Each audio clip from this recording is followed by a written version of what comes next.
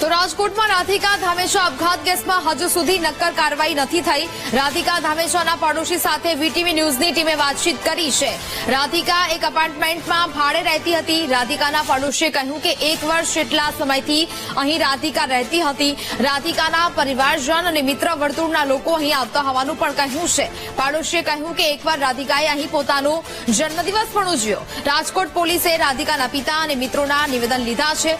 પોલીસે હજુ સુધી રાધિકાના આપઘાતનું કારણ જાણવા નથી મળ્યું। સોશિયલ મીડિયામાં તોફાની રાધા નામથી રાધિકા લોકપ્રિય હતી।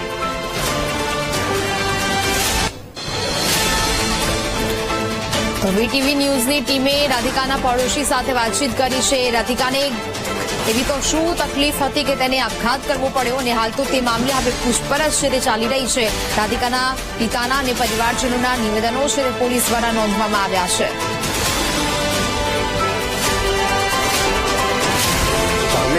ઉર્ફ તોફાની રાધા દ્વારા આપઘાત કરવામાં આવ્યો છે, પરંતુ હજુ સુધી આપઘાતનું ચોક્કસ કારણ છે તે બહાર આવ્યું નથી। આપ સીધા દ્રશ્ય જોઈ શકો છો।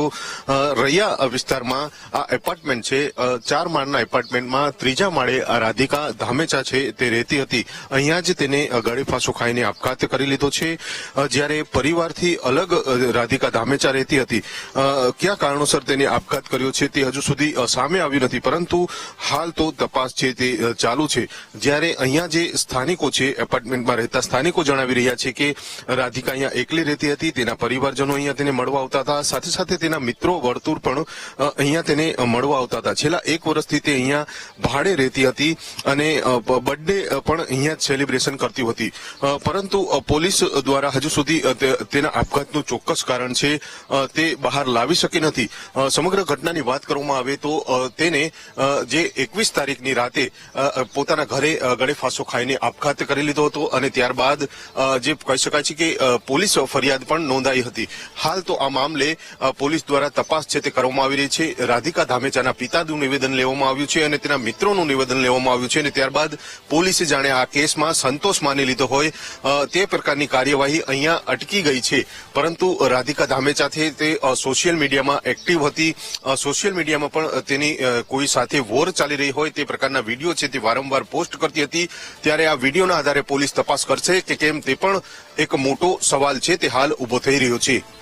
કેમેરામેન જોરેજ ચફાઈ સાથે ભાવેશ સંદરવા, વીટીવી ન્યૂઝ, રાજકોટ।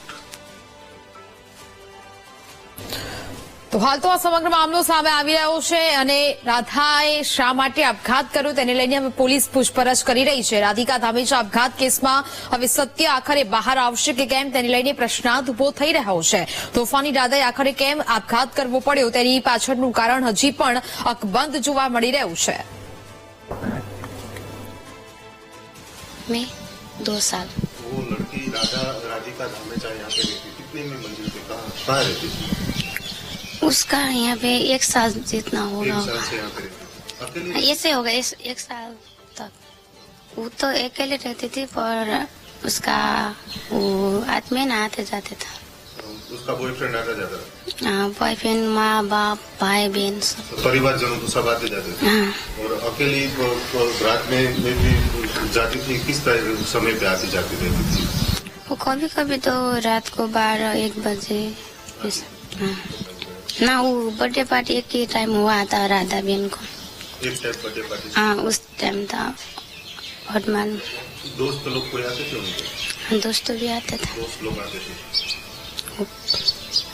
इतना मालूम नहीं था। रात को 12 बजे हुआ बोला। 12 बजे हुआ, तभी सब बात है? ना, मेरे को मालूम नहीं। मैं तो रात को सो रही थी ना, इसलिए।